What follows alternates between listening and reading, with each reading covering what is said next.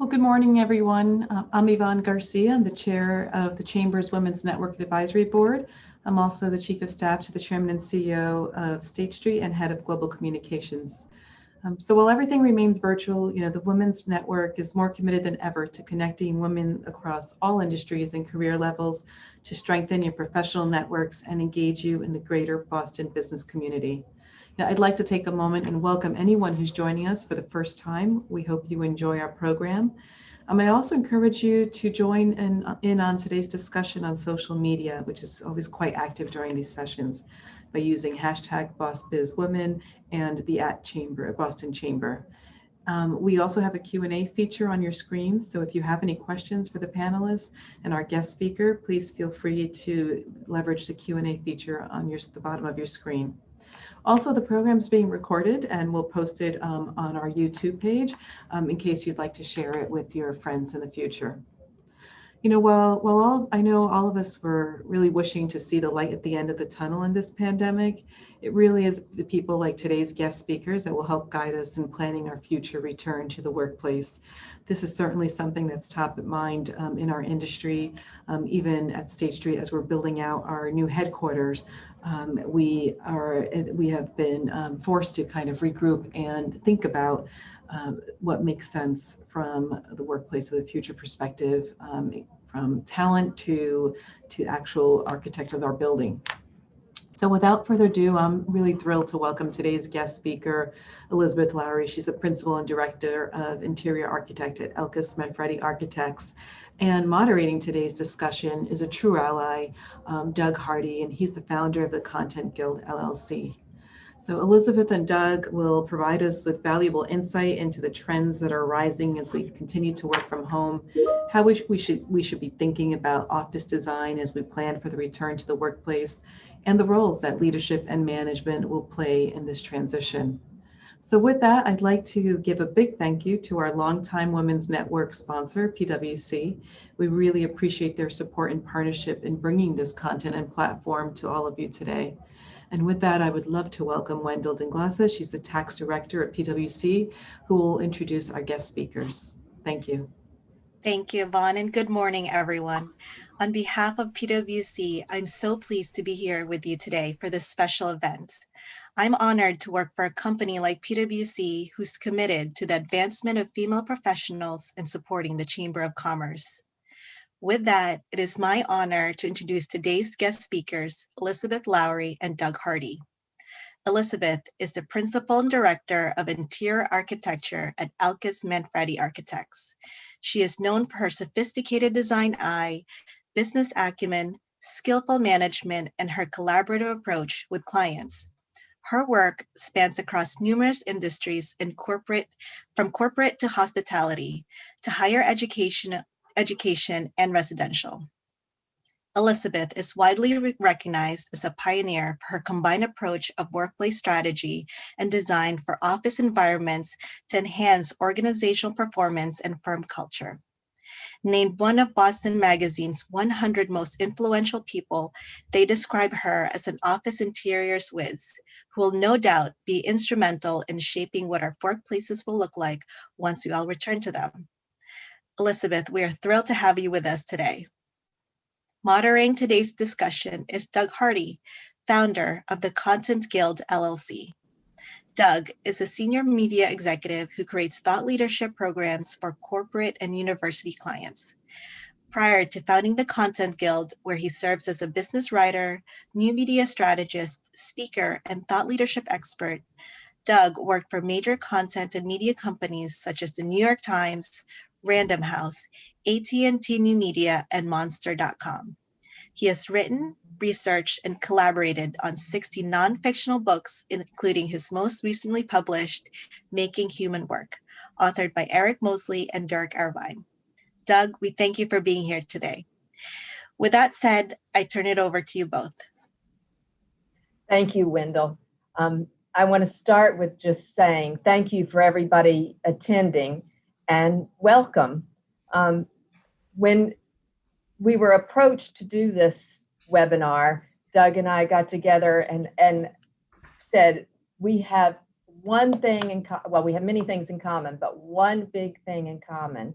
around this topic, and it's making workplaces that are truly engaging, where people can thrive and do their best work. So I come at it from the workplace strategy side and the design side, and Doug approaches it from the strategic management side.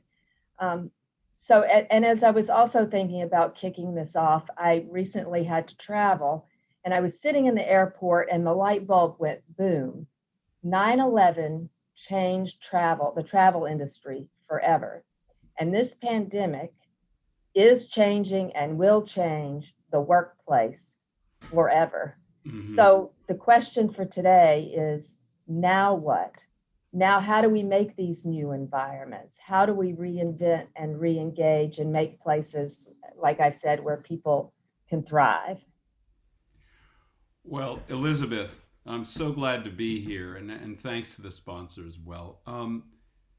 You wear two hats. So we're going to talk about two big, broad subjects here. You're a workplace design leader, and you're also a workplace strategy leader. So let's start with design. Really, from your perspective as a designer, from where we are now, what does this mean for the whole workplace going forward? Wow. Well, I think we have to start with safety first, right? Mm-hmm. Safety is going to be with us from now on. We all know what 6 feet is. But having said that, the other thing that's never going to change is remote working. It's here to stay. We've proven that we can do it. The individual is productive and happy at home. That genie now is out of the bottle. And we know that 90% of people will be working together virtually, one in the office and some remotely. So the remote working is here to stay. And I should say, before the pandemic, this was already happening in some industries. We do a lot of work with pioneering companies in the consulting world and the media world, and they were already embracing this new way of working. So what we're doing at Elkus Manfredi is bringing those lessons that we've learned with them and those steps of getting them there to a wider audience. So imagine 9 months ago, everybody knew what to do. We were all coming to work for the most part 5 days a week. We knew where to go. Right. We knew what to do. We knew the behaviors that were expected of us. Now this new workplace, and many will say it might look the same, but it's going to act differently. And by acting, I mean, there's going to be two approaches. It's the unassigned seating conversation, or it's the shared seating, shared desking conversation. Now that again brings us back to all these employees thinking, what? I don't have an assigned seat, or I'm sharing, and what days will I come in, and what days will my partner come in? So we're just filled with questions, all of our thousands of employees saying, how do we do this? And management is saying, we know we're going to do it. We've got to do it for all the many reasons, culture being the first. And I loved what Yvonne said earlier. But culture, and then the cost of real estate, and all of that. So the world's been turned upside down, and leaders are asking, how do we get from here to there? And I know that everyone in their businesses has been talking to their colleagues. So my first big question is, you talk to architects and designers and workplace designers all the time. What's the consensus? What's the consensus of what the workplace is going to look like after this is all behind us? Oh, Doug, you know the answer is not that simple. If there's not one single answer about how to do this or what the workplace is going to look like, but there are steps, and I'm going to start kind of at the 50,000 foot level and try to organize my answer into 3 different chapters or 3 different buckets. And I'm going to start with the question that you're going to hear many times in the next 30 minutes. It starts with, what is your hybrid? What are the business outcomes you want for your organization? What is the culture that you want to build or maintain or shift to? How do you handle talent and acquisition of talent and management of people and all that? So what's your hybrid going to look like? What's your scheduling going to look like? Then I would say that architects and interior designers, interior architects, what we are is really problem solvers. We're addressing complex questions. So we use a methodology at Elkus Manfredi that we call CoCreation to work through this. It's similar to a template that you might find in design thinking or the agile conversation with technology. It's a series of steps. But what it does, and I'm going to go into detail more later, but what this does is it brings everybody together. It puts your whole organization in the boat together rowing. And it's really your communications plan and the process of embracing, and it's culturally focused. And the other thing I want to say in kind of chapter number 3 is co-creation is the design process, but the design process is the change management process, right? As we're trying to get people to adopt and embrace new ways of working, this co-creation process totally enables that. And the companies that have been successful through this, I'll call it pandemic crisis, were the ones that already kind of understood change and flexibility. So I'm going to end my answer with that companies need to have this change management and flexibility in their DNA to be successful. So what I'm hearing is the hybrid work model is here to stay. We're going to have some people remote and some people on site in some configuration. And the design process is a change management process that gets us from here to there. So at a high level, what kind of changes are you thinking about or coming down the road? Well, I'm going to say that there's going to be changes everywhere, right? There's going to be cultural changes, and certainly there's going to be management changes. And then there will be space changes that are in response to those two things. So you guys are all came to this to hear some specifics, like what is it going to look like? What are our predictions? That's hard to say, but I'm going to give you some. So I'm going to start with the biggest piece of your office, or most of your offices, which is the open fields of workstations. You're going to see repurposing right there in the core of those areas. We know that heads down work has gone home, right? We can do that successfully at home. Yeah. So what's going to happen in those areas? We believe those areas are going to become the places of mentoring, building relationships and connections and collaborating. And so those environments are going to have people doing active work together.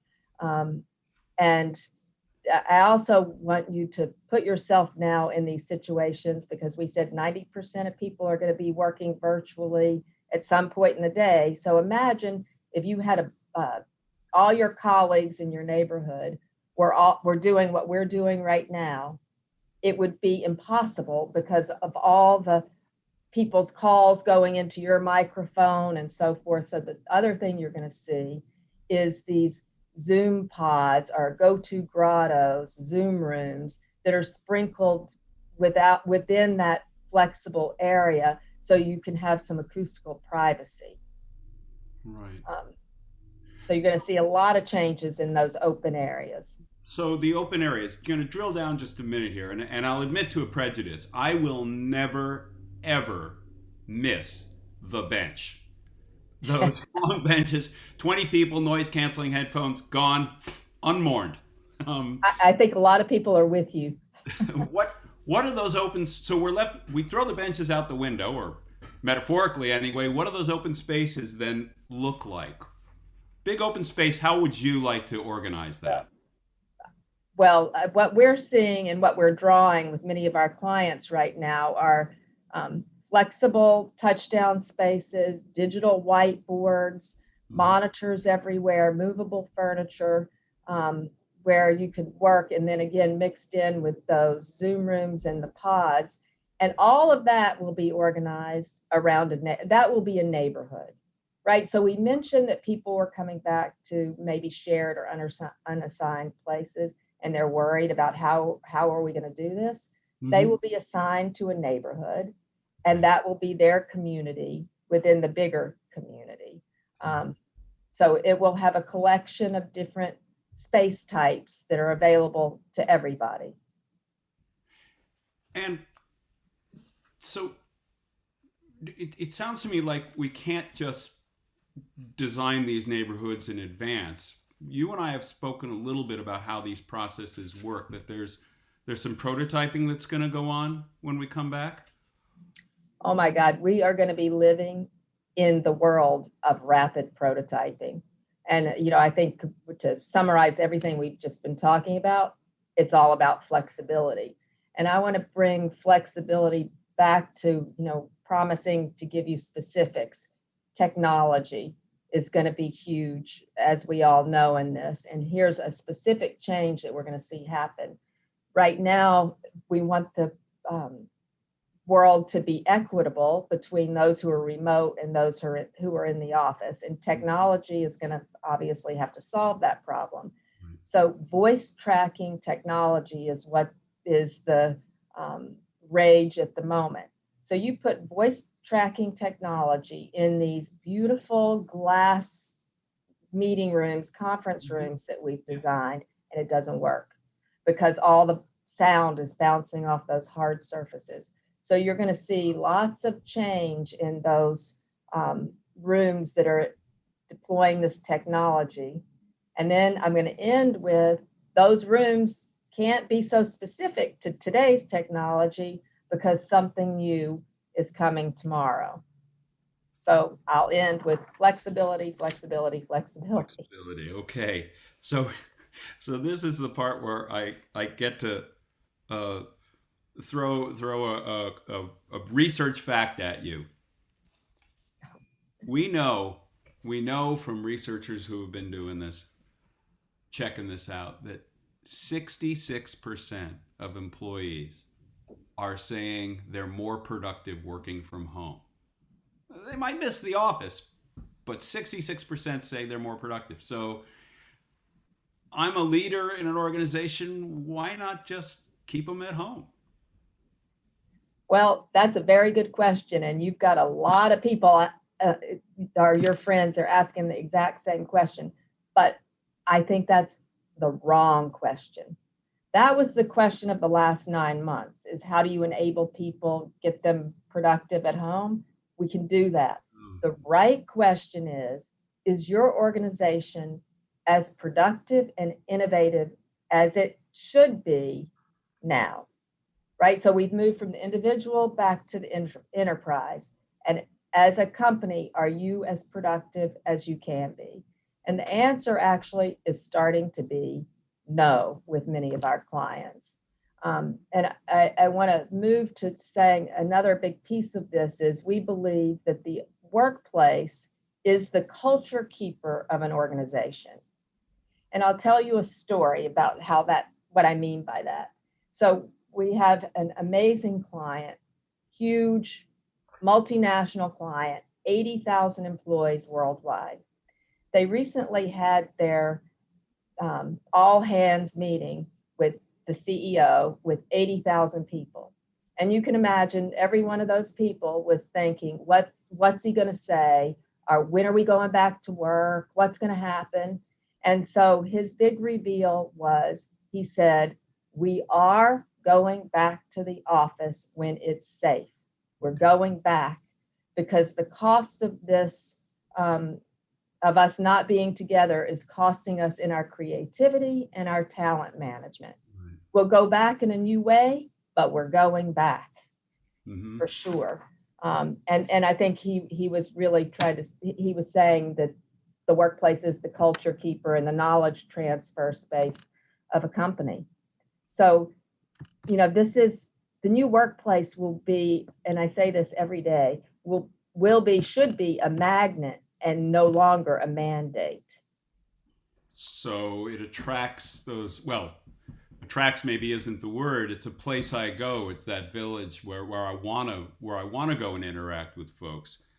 So a village, a magnet, a culture keeper. I'm not sure many people on this call heard that in law school or graduate school or in the corridors of power. So um, what happens to traditional corporate management in this flexible prototyping village situation? Well, I think this is exciting for people in management. Just I would love to be a fly on the wall in the rooms at Harvard Business School or MIT or Stanford or any business school setting where they're writing all the new textbooks on talent management and how that looks today. And again, my favorite word, flexibility. This isn't the last crisis we're going to face. We're staring straight on at climate change, environmental issues, yeah. COVID 2021, 22. So what does that mean? It means that we have to be resilient, right? We can't approach these things every time as though it's a catastrophe. They've got to be built into our DNA, so we approach them like a speed bump. So lots of new conversations in that area. And what we know, the companies who are good at change are going to be successful moving forward. Mm-hmm. And all these we're going to be responding to these new management techniques in our architecture. So Doug, really, you got me off track here because now I'm talking about your expertise. I want to hear from you. It's my turn to ask a question. I want to hear, give me some trends you see coming and what we're going to be responding to. Well,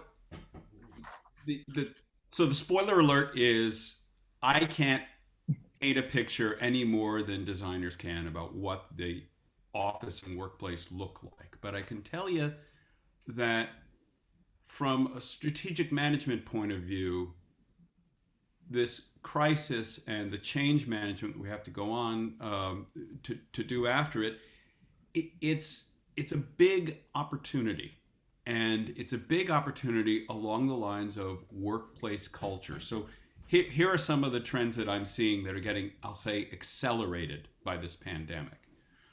The first one is we're seeing the twilight of the manager as gatekeeper and as checkmark checker and bureaucracy protector. The manager's really, really not going to do that anymore. And I'm talking at a team level. You hear me speak about that a fair amount this morning. Because at a team level, the really effective managers are going to be teachers, they're going to be mentors, they're going to be people who pass along knowledge and also pass along wisdom, not just information, but judgment and insight. They're going to be social connectors for their teams. And as I say all this, people say, oh, right, the soft skills. And that's not it at all. These are really, truly important skills. You go to Silicon Valley now, and the head of a technology company, he can't explain the technology in a way that you or I will understand. It's much too complex. AI, cloud computing, it's much too complex to explain on a technological level. But on the level of what are we trying to achieve? Where is this going? Why are we doing this? That is going to be a really key skill. So communication. So is that a new job? Excuse me, is that a new job role? I don't think it's a new job role, but it's a new job requirement.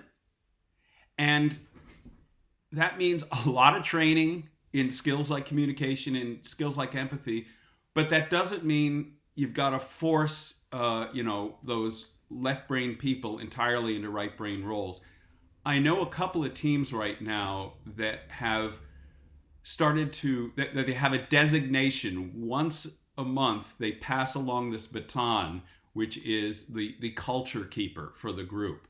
So one month, it's Doug's job at the beginning of the meeting to say, okay, in 3 words, how's everybody doing today? in the office, outside the office. It's important that people check in with one another in that way. And then the next month, I pass that baton over to Elizabeth, and it's her turn to do it. So it becomes a group activity, what they call team goals. The second thing we're seeing is empowerment of core teams. Now, we know this has been going on for a long time, but it's really become super important that strategy leaders set the goal and then step away. And they say, you guys on the team, you decide how you're going to get there. This is sort of groups of 5 to 20 people way out on the edge of the hierarchy, the people who face the customers, build the products, design the products. And I'll give you a quick example that I just read last week. At Nucor Steel, a famously innovative steel company, their teams all act autonomously to the extent that they contract with one another for services and bill one another for services, not from the top down, but they actually negotiate the agreements between each other. So finance will contract with legal, who will contract with product and supply chain management. And when bonus time comes around, the teams get a bonus, not individuals, but your bonus depends on how your team is performing. I think we'll see an acceleration of, we've had a setback on a big vector, which is diversity and inclusion. And a setback, I just mean unemployment. I just mean that people have lost their jobs. But last week, Elizabeth, you shared with me a statistic that I find just shocking, which is that Very worrisome. 800,000 women have left their jobs, not just because they were laid off, but because we haven't had childcare for 9 months. And the burden of that has fallen on women. And going forward, you're going to have diversity and inclusion teams and initiatives and programs that are going to try to pull those people back, but also they're going to be accountable for greater diversity, greater inclusion. And I mean diversity of thought, not just along gender or race, but diversity of thought, of background. All this flexibility means you need people with different experiences, different and richer experiences. And that's been happening. It had a setback, but I think it's going to accelerate. And this is the last thing I'll say that my colleagues and I are talking about a lot. And that is that we're all grown-ups here, but this pandemic has been horrible. Simon Sinek, the guy who wrote Start With Why, said, this trauma, we're all holding it together, but when we get back to normal, folks, there's going to be grief. There's going to be emotion.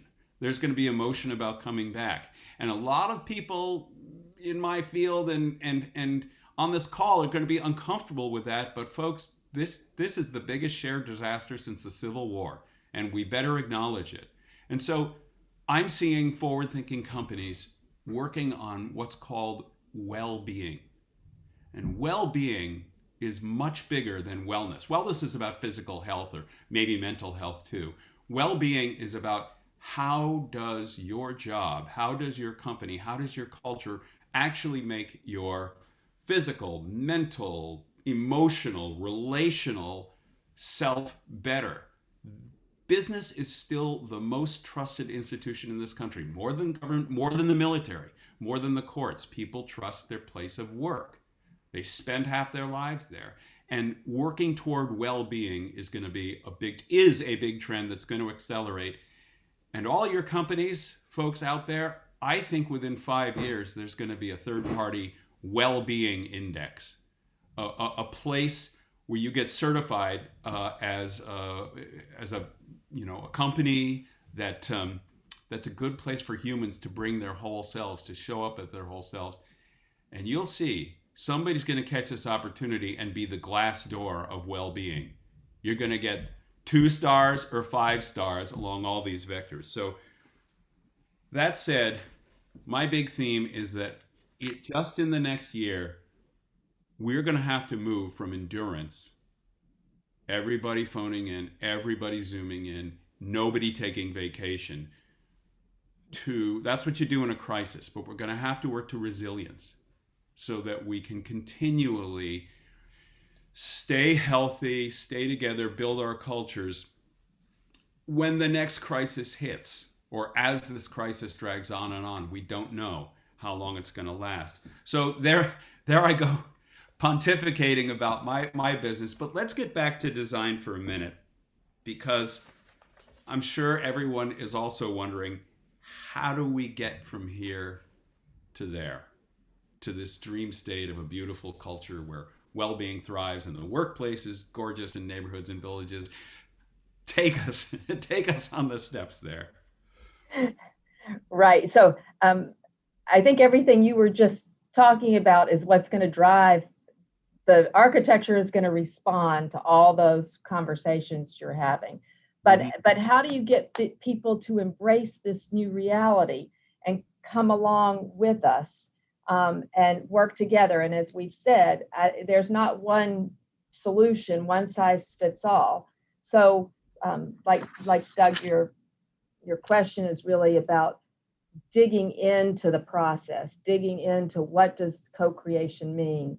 What is this methodology that I'm talking about? And it's a step-by-step program that you go through, and it is from the person in the CEO suite to the team in the mailroom, and it flattens that hierarchy, and it puts us all in the same boat, and it is demonstrating respect and trust of each one of our colleagues and team members, and bringing them along together and allowing them to participate in their own destiny, right? Nobody likes things done to them. They like to be asked and brought along. So it's inviting everybody, every employee, to be a creative collaborator, which is so exciting for us. And, you know, that may sound a little scary. And why do we do that? Because we've done it many times and the results are amazing. You know, it's proven out that the people arrive into their new environments ready to go, excited. They can look around and say, I participated in developing these protocols, these behaviors, that furniture, that space, that solution. They hit the ground running and it's smooth sailing.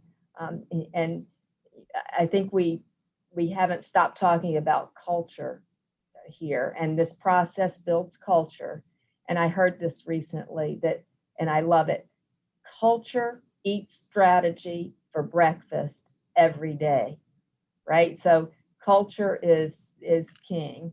And we can't know, as designers, we can't know what to do unless we ask. And we all know that little saying about assuming something, how dangerous that is. So I think it's, you know, it's stepping back, it's asking, and it's really listening, like zip up, and you'll be amazed at what you hear and what people give you. Well, so it's a cultural move as much as a design technique. It's both, yeah. And so I've got time for one question before we're getting a lot of questions here from the audience, which is great. So to bring it back to the crystal ball, because everybody wants to know what's going to happen. We've got 6 weeks left in 2020, and good riddance as far as right. You can't get out fast enough. Boom. And what's your outlook for 2021? Well, certainly we've been in, as you've described, painful, scary times. But my outlook is one of hope. I think this time of reinvention, reimagination, and time of working together is going to be terrific. And what I really think is people like Yvonne and people who are in the human resources and talent management and diversity areas of their companies are going to be so excited. I feel like they all must be, and I know our clients are, on that diving board on the very edge, just waiting to jump and help lead the way for their organizations. So that's going to be terrific working with them. So the table got our client table just got bigger and more inclusive. And I think the more inclusive and diverse, the better we all are. So ready to go. That's great. So people, you're going to see me looking away here. There are so many great questions here. I'm going to start with one design question, and then I'll ask a business question. So someone asked, how will office spaces reimagine the conference room in this new era of hybrid work? That's a great question, because conference rooms bring people together closely, right? So I think a lot of that collaboration that used to happen in the conference room is going to move out. And then, as I was saying, the conference rooms are going to be tooled with the things that we need for the remote collaboration. Lots of new technologies, and so forth, and flexible furniture. The days of the fixed boardroom table probably aren't many left. Another question someone asked earlier, we're finding out that people are moving out of the city and into suburbs, or even moving to different states. So do you foresee new office locations and movement out of the city?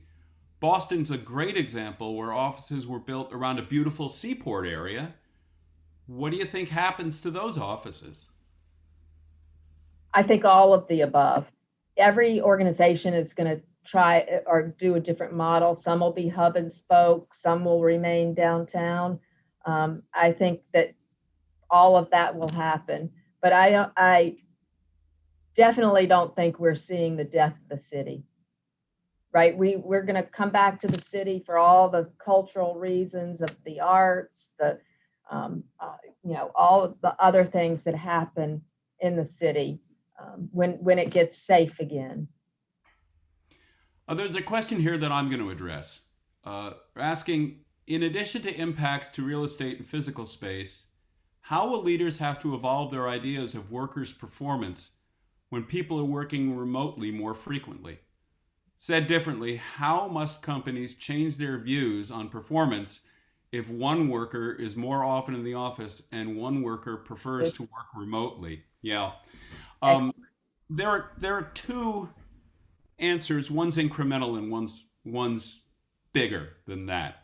And I'm taking this question because it goes right to the heart of Making Work Human, which is the book that I just helped research. The first answer is people are going to be evaluated much more on outcomes than they're going to be evaluated on check marks on job descriptions. We're going to lose a lot of the idea of face time being productive time and move out to what is this team achieving? Are they achieving it on time? Are they getting new patents or inventing new processes? And so that's part of the manager's retraining to look at that. Now, and to evaluate people. Again, being a coach means more frequent evaluations. There are places now, big corporations, where people are getting coached on a sort of an ongoing basis, and the evaluation comes out of that. Now, the more radical plan is, imagine a situation where not just your boss, but everybody around you, everybody you come in contact with, has an ability to coach each other, to rate each other, to appreciate each other, to recognize work. Two things happen. One, you get a really good 360-degree rich picture of each person's performance. And the other thing is, if you capture that in a system, you have an incredible diary about how things really get done in your company. And you can leverage that as an HR or strategic leader. You'll find out how things get done well. Last thing I'll say is, Warren Buffett loves to say, when the tide goes out, you find out who's wearing a bathing suit and who's not. The new world, I'm going to tell you, is not going to be friendly for people who are if you pardon the expression, phoning it in. Um, Question for you, Elizabeth. Do you see the evolving need and trend of new working environments also be considered in other geographies outside the US? I think it's happening. This is a universal problem or opportunity. We all need to connect, and I think proximity matters no matter where you are. Okay. Another question? This is a real business question for you, Elizabeth. What are the basic and low cost moves that smaller companies with lower budgets can start to make their office spaces more magnetic? Where should they invest for maximum flexibility for that be those cultural touchstones? I love that question. Thank you to whoever asked it, because I think this process we're describing is not about wholesale renovations or moving to new places. This is about a process about how to get from here to there, engaging your employees and your colleagues in envisioning what they need to be successful. Again, saying in this new world, if you are going to be working like this, what are the things that might make you stumble, and what are the things that you need to be successful? So it doesn't mean buying all new furniture or anything. It may simply mean rearranging your furniture, redeploying your assets that you already have, but not guessing how to do it, but asking the teams and then implementing that. So it could be very simple, but the process is as valuable whether you're doing something simple or something huge. And it seems to me a related question is the technology question, because you can invest a huge amount in new technology, or you can do a little bit at a time. You've mentioned to me before that one of the features of these pioneering clients that you've had is no more wires. Everything's, what was the term, rewired or Yes, untethered? Well, we're technology has allowed us to become untethered. We're no longer connected to a specific seat or workstation, and that, of course, was happening for the last many years, which was revolutionizing the way we work. But I love, our colleagues and collaborators in the technology environment are calling this period we're in now the great rewiring, because there is going to be so many changes in technology and the way we use it. So I'm reading down here to okay, this is your hat as a person who runs a very large business. How do you get management or decision makers to focus on the changes you're talking about when every day we're hit with more bad critical news, lockdowns, etc.? Why would a company want to invest this money with so much uncertainty? And they end with thanks. So I think it's on their mind. We're still in this pandemic. We're still in this uncertainty. Why, even for those incremental technology solutions, why go there now? well, I think it's the question to the leadership is, what is the cost of not going there now? Mm-hmm. Right? Like what are you going to lose if you don't ask these questions and you don't think about what your next steps are? Because the good news is, in the last couple of days, we've heard Moderna, 94%, Pfizer, that vaccine is right, can't get here soon enough, but it will be here soon. And we need to be having that conversation today about how we're coming back.